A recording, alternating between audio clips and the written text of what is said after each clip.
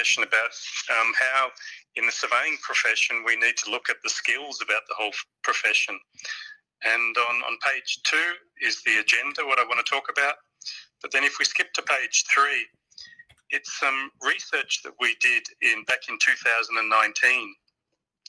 In 2019, we did a worldwide customer survey asking our customers, and we wanted to feel the pulse of the surveying profession worldwide and ask them, hey, what was important to them and what was troubling them today. One of the things that was certainly troubling them was that they found that generally that surveyors were lacking in a lot of skills. And that was a problem to them, especially when looking at adopting new technologies and using the hardware and software they have today in the most productive and efficient way as possible. And that wasn't only a problem they think now, they see that being a problem also in 5 years' time. So we took this on board. This was back in 2019, and thought, then how can Leica Geosystems, as a developer of hardware and software for surveying profession, how can we improve things? On page 4, the other questions we asked in this questionnaire, we asked the surveying profession, what challenges do they feel, both internally and externally?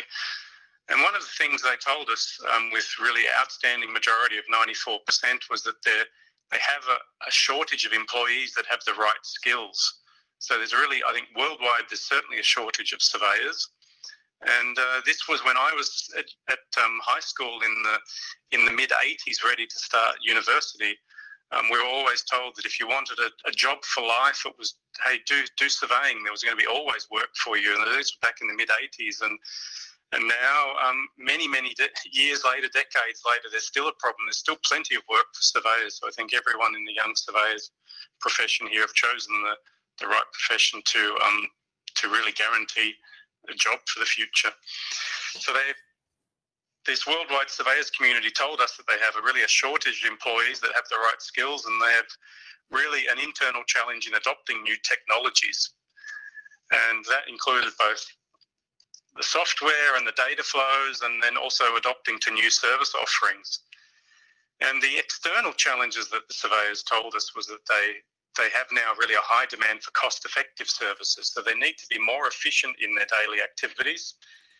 And what was coming up quite often was that even non-surveyors are now getting into our measurement domain, the surveyors' measurement domain, things like scanning. Scanning is often so simple to use that anyone can adopt a scanner, but really understanding the data is where I think us as surveyors that understand coordinate systems and datums, that we can really add a lot of benefit that, say, non-surveyors cannot really understand the details that we know.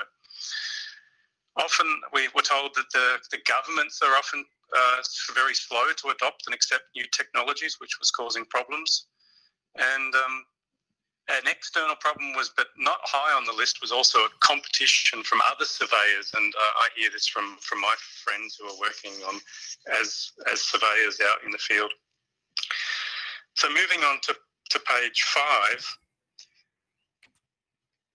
we then here at Leica Geosystems created a complete new section on our Leica Geosystems web page called Pure Surveying.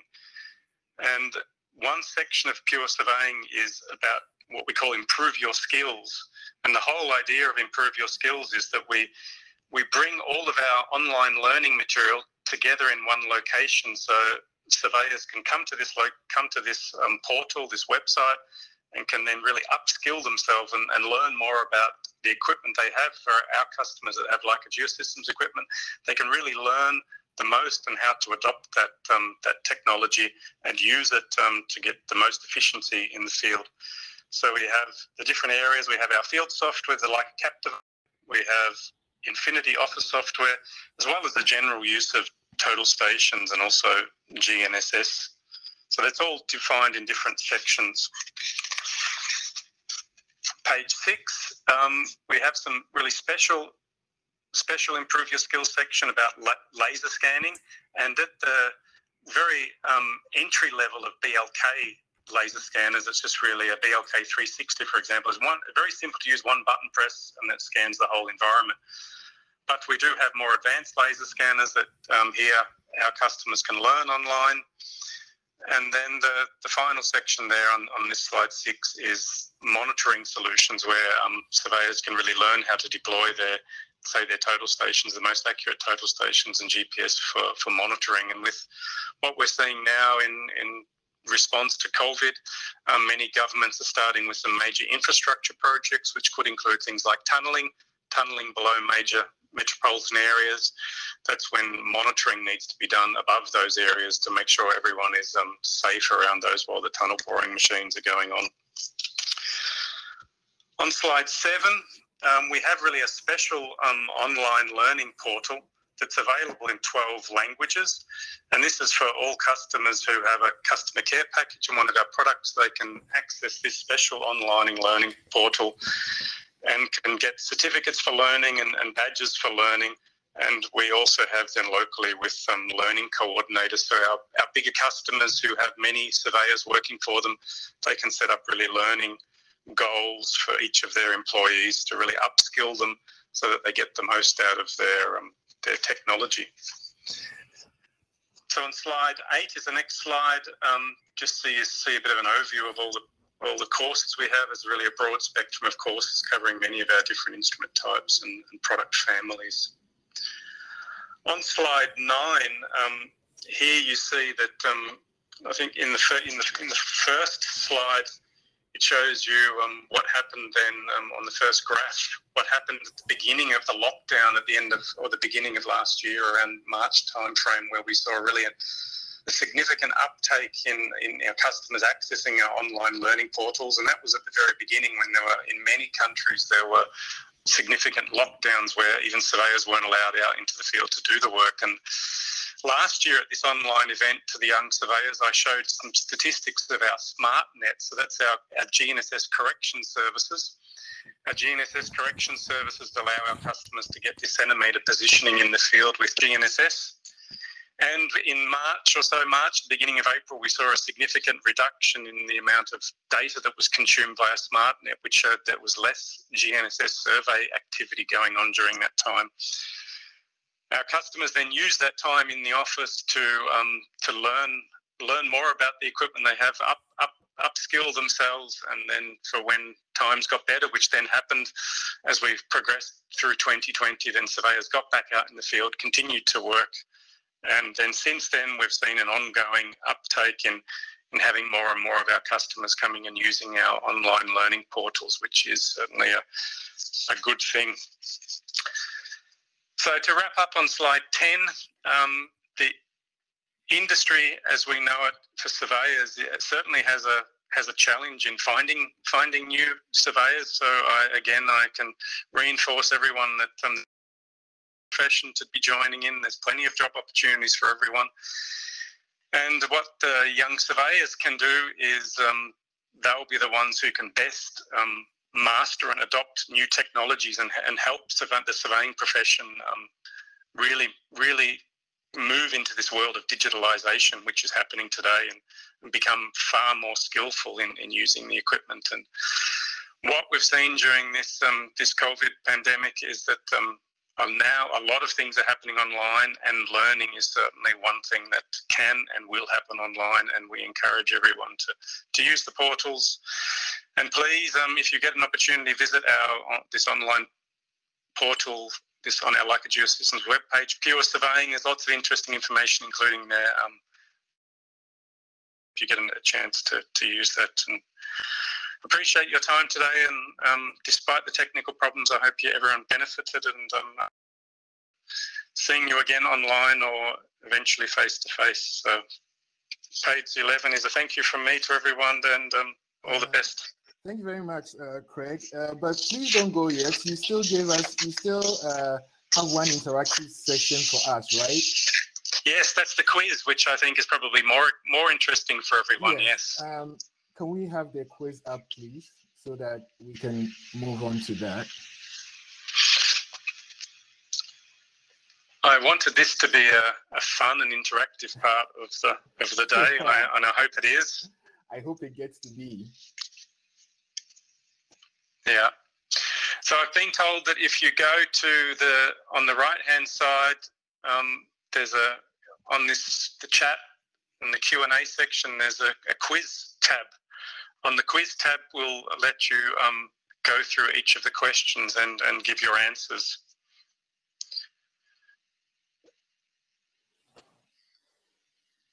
So I hope everyone can do that, and I have a certificate. So I'm told that I'll be informed of who performed best. Be preparing a certificate for them and then sending that to the organising committee so they can share that certificate with the lucky winners. Great, this is great. Let me quickly open the slides with the questions. I didn't realize that.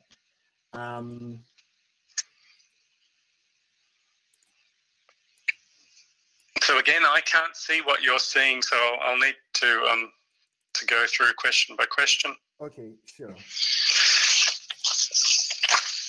So let me know when you're ready to start. Yeah, so the quiz is up, and then we are on the first slide, 100 years of innovation.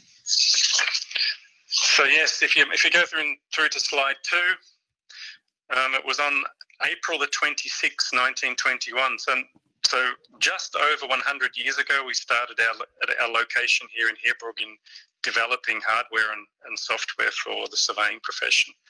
So this year we celebrate these 100 years of innovation in Heerbrugg. So I'd like to go through these questions. So on slide 3 is the first question.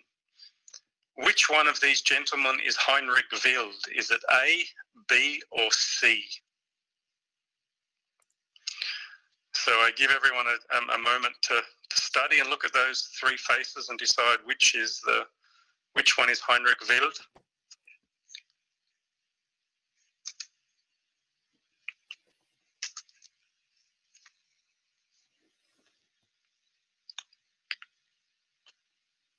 Do we have confirmation that it's working, the quiz? It's working perfectly. It's working, okay. So the answer, if you then go to through the animation, the next one, the answer is C. It's actually Heinrich Wild. Number A is Dr. Robert Heerbrugg, who is the practitioner. He was the surveyor and one of the founding fathers. B was our Mr. Schmidheiny, he was the financier, and C was the engineer and the inventor, who was Heinrich Wild. So the answer to this one is C. So if we move on to question 2, what was the colour of the first Wild T2? Was it A, black and white, B, green, or B, grey, or C, green? And the image shows you there, the right-hand side is the T2, and on the left-hand side was what was available then as a theodolite. And it was really a significant innovation to bring the size and the accuracy to such a higher level as what the original theodolites available at that time. Although many of the T2s that were created, or most of the T2s that were created, were green, the very original T2 that was first released in 1924, just 3 years after the founding of the location here, was actually black and white. So the answer for this second question is A, black and white, not green, which I think would have been what many people thought. Good. Moving on to question 3.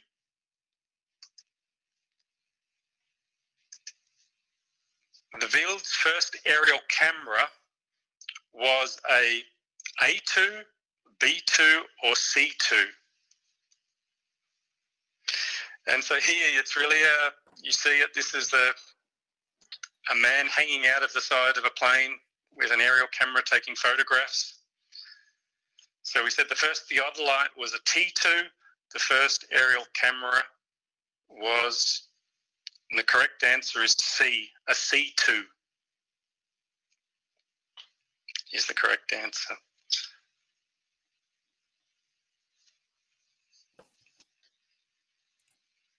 moving on to then the next one, question 4.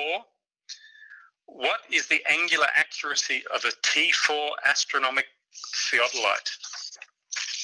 So here you see this is a significantly larger theodolite than the T2. The T2 was the one for standard surveying activities, surveying angular measurement. This is the T4 for astronomical measurements with a theodolite.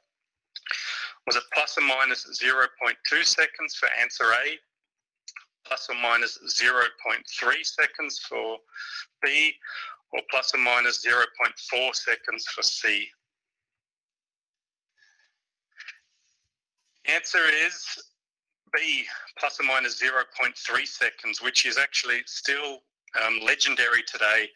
Today we have our highest accuracy total station that measures then digitally angles is 0.5 seconds, which is still state of the art and leading in the profession. But in those days with this big astronomical theodolite, it was plus or minus 0.3 seconds. So actually it's a better angular accuracy than what we have today with our highest end total stations used for engineering applications. Good. Question 5. What you see here is an A7 autograph. So for photogrammetry, for map making from aerial images. And in 1961, it included a computer. Where did that computer come from? Was it A, from Zeus in Germany? Was it B, Olivetti from Italy? Or was it C, IBM from the USA? So which computer did this autograph have in 1961? A, B, or C?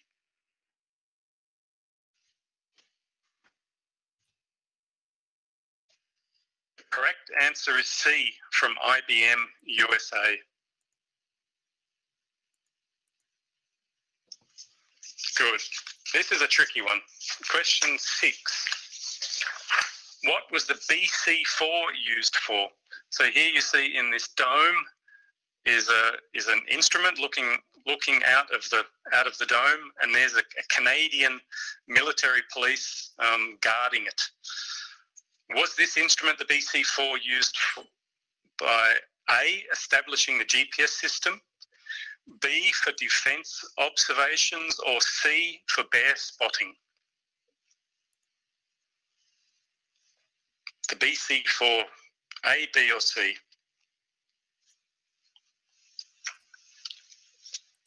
The correct answer is A, establishing the GPS system. This device was used to measure precisely the orbit of the very first satellites, which actually weren't so much what we would know as a satellite today. It was just a big reflective ball. These BC4s were established all over the world and then were used to simultaneously measure angles to these big reflective balls that were orbiting the Earth in the sky. And this then helped with the calculations for orbital satellite orbits, which was then used for, eventually then used for GPS system for what we know today for satellite navigation and satellite surveying. So that's the BC4, was really used as the basis for establishing all of our satellite navigation systems today. So the correct answer is A. Good. Question 7 is in 1959, the first computer was installed in Heerbrugg. So that's our location here, our development location here in Heerbrugg. And we were the first company in Switzerland to have a computer. And the question is, how much memory did the computer have? Was it 32 kilobytes, B, 38 kilobytes, or C, 64 kilobytes? So compared to today with what a computer has in terms of memory and even a smartphone, this is really nothing. But in those days, in 1959, this was really state of the art. A, B, or C? The correct answer is B. It had 38 kilobytes of memory and it had a 3000 hertz processor, which doesn't sound like a lot. But in those days, in 1959, such a computer could do 3,000 optical calculations in one day. The reason why we needed a computer like this was when we were creating these big lenses in aerial cameras, the bigger lenses, it required a lot of calculations to do to calculate the right size of the lens and the right curvature of the lens. So what this computer could do in one day would actually require two experienced engineers, actually 2 weeks, to complete the same manual calculations as what this computer could do. So in one day, this computer could do actually a month of experienced engineers' calculations. So that was really a significant development in what we could do here with computing power. Converting it in one day was then 4 experienced engineers' workload. Good. Question number 8. In 1962, and this I selected this one because we have the FIG audience here. At the 10th FIG Congress in Vienna, Wild introduced the first microwave distance meter, the Wild DI50. How far could it measure? So here you see a photograph out there in the field. Was it A, 30 kilometres, B, 40 kilometres, or C, 50 kilometres? The DI5.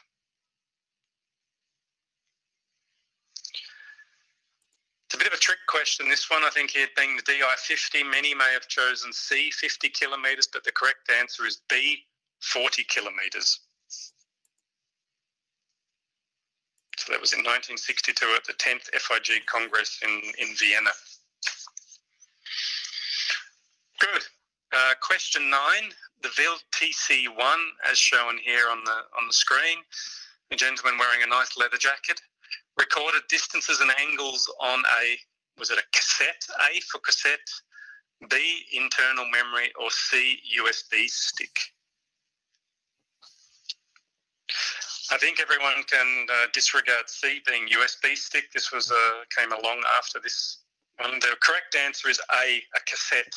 And it was certainly the beginning of the full digitalization of surveying, where everything was recorded on board, here via a cassette, but there was really no need to record any measurements manually on a notebook or paper. It was all measurements recorded on the cassette. So the correct answer is A, cassette. Good. Question 10. Wild Heerbrugg partnered with whom to develop the WM101 GPS surveying system? Was it A, Menzi, B, Magnavox, or C, Magellan Aerospace? So the WM101 shown there, this was I think in Iceland this photograph was taken from.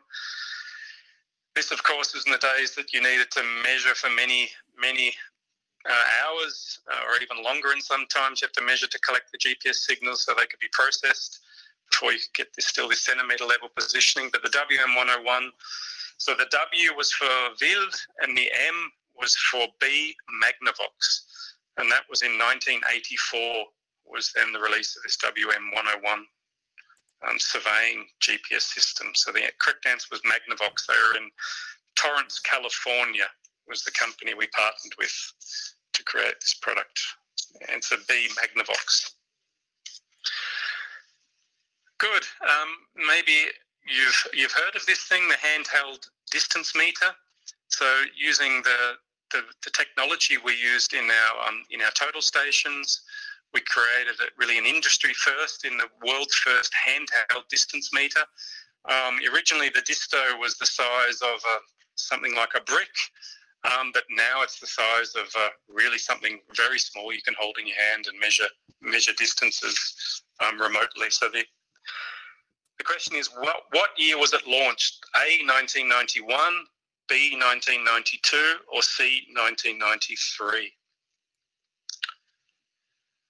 The correct answer is C, 1993.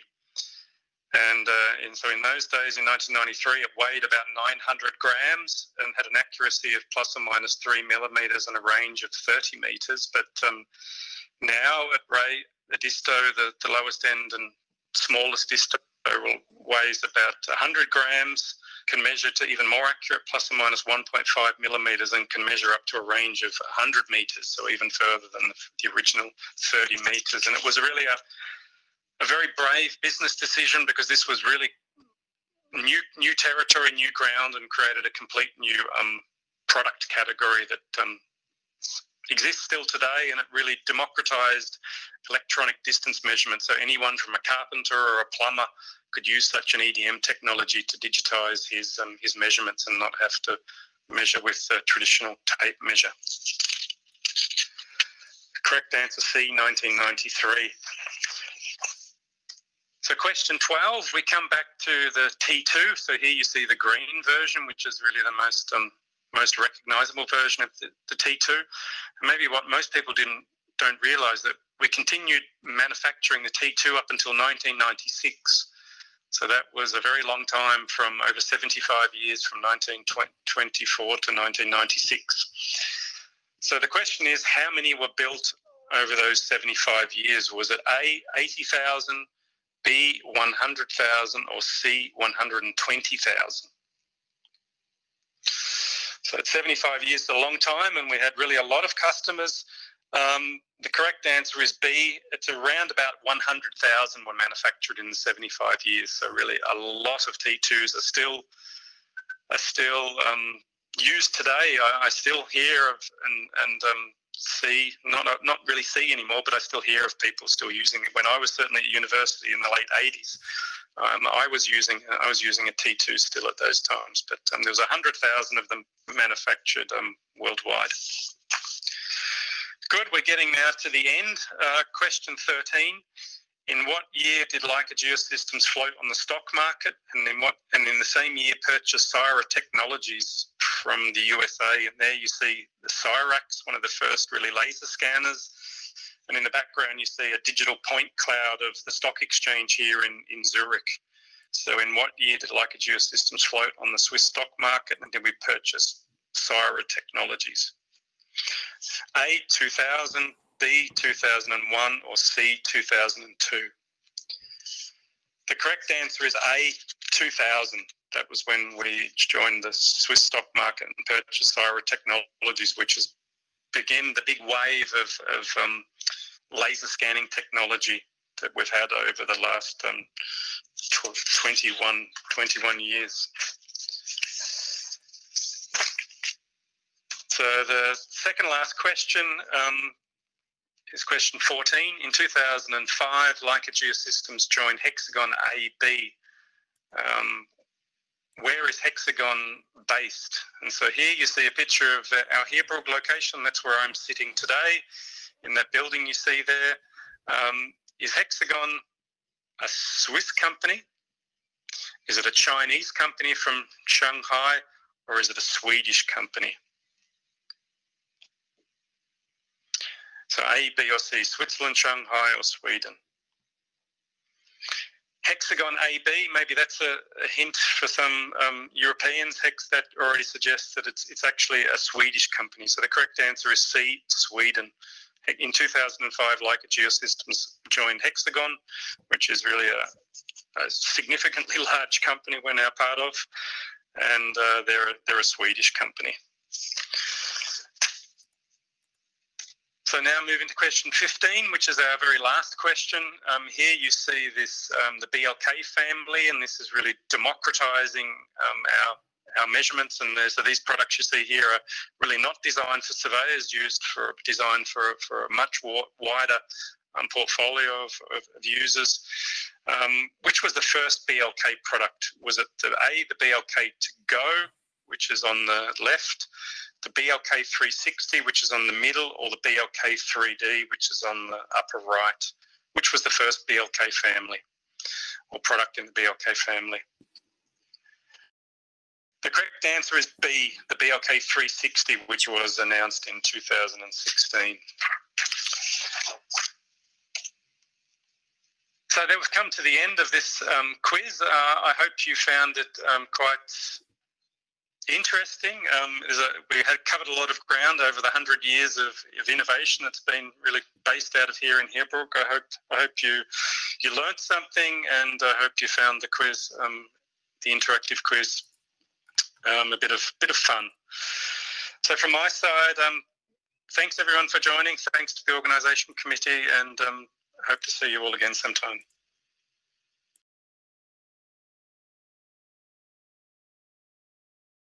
joining us. And so what I'm going to do is I'll just give a quick overview of the things that we're supposed to look at the end of the session, because for the undertaking of this conference, we've got some generous people who have helped us through the organizing as supporters. And one of our biggest supporters all through the time we started Young Surveyors Network has been the FIG Foundation.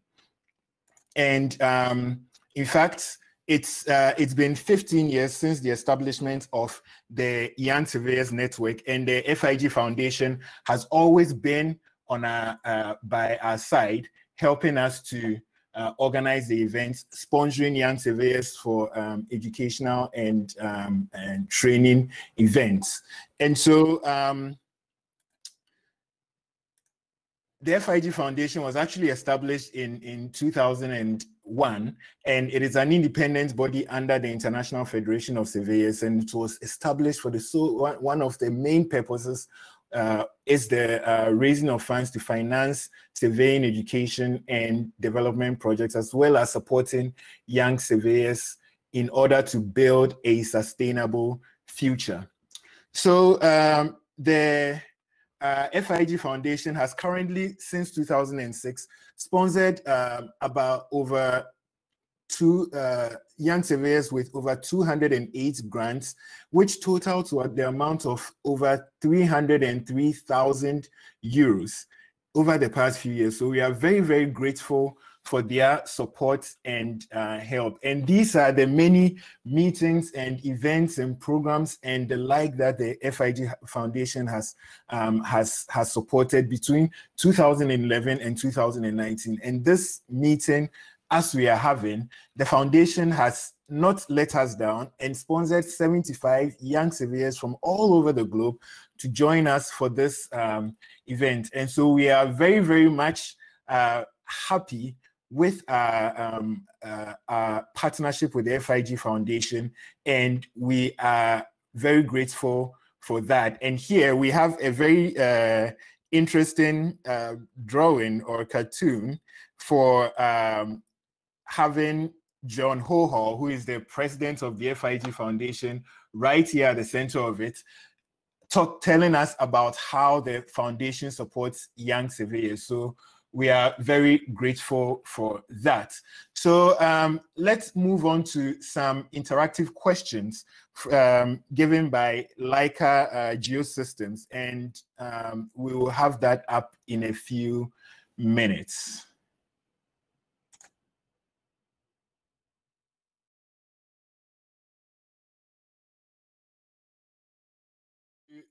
Close the today's session, the Europe and African session, because the South American session will be starting in just a few minutes. Before I leave off, I have to thank a group of people without whom this conference would not have been possible. They've been working for the past 6 months assiduously to get this meeting off the ground. We have Shirley Chapunza, we have Shyama, we have Roshni, we have Dr. Jacob Heck, we have Melissa Roberts, who all together and individually developed the program in 3 different sessions in across the globe. Then we have another group that was looking at the logistics of the meeting. So David from Nigeria was the one who has been sweating with the logistical issues. And then with the social media and communication, we had Ronja and Tim from the Netherlands helping us with this. And a key aspect of the meeting, of the conference, was keeping a link with the local organizing committee of the Working Week in Amsterdam, and we had Simona Emmons helping us with that. But then there's one person who was also not a young surveyor, and but then helped us a lot in picking up the logistics for this program, and that is Claudia Strom Patterson from Denmark, who is the event coordinator for FIG FIG, at the FIG office. So Claudia, thank you very, very much for your help. I mentioned before that we have social media channels you can all join to follow us and all our activities. And these are the social media handles. And so you can follow us over there and keep up to date activities. So what's next? Well, in the next few minutes, the South American session of the conference is going to start, and that's going to be in Spanish. So if you can understand Spanish and you're interested in that, you can stay on and then move to that one. I would also like to add that for those who registered for this event, paid for this event, you are also automatically qualifying for the working week. So your ticket gives you access to the working week also. However, we would entreat you to watch out for another email we'll send to us that will get you to register for the working week. This event also, you're going to get certificates for it, and so we're going to send you your certificates with your names on it to the emails that you registered for the event with. On Monday also, the Volunteer Community Surveyor Program, which is our flagship initiative, is having an interview with the Land Journal from the Royal Institution of Chartered Surveyors, and we'll point you how to get there on our social media pages. So before I step off, I would like to say a very big thanks to our supporters, FIG, the local organizing committee of the Working Week 2021 Working Week in the Netherlands, the Geoinformatie in Netherlands, which is the national association in the Netherlands who helped us a lot, the Council of Geodetic Surveyors of Europe, who we've already talked about how they helped us with this. And then last but not the least, the FIG Foundation and John Hoho, who supported a lot of young surveyors to join us for this event. And then last but not the least, to give many, many, many thanks to our generous sponsors who made this conference possible also, looking at Esri, looking at Trembo, and then Leica also. So thank you very much, everyone. Finally, in the working week also, we are going to have a couple of young surveyors sessions, which we will announce on our social media pages in the next week. And so please watch out for that. So thank you very much for joining us. And I look forward to seeing you in the next Young Surveyors Conference events later today, and also the working week in 4 weeks' time. Thank you very much.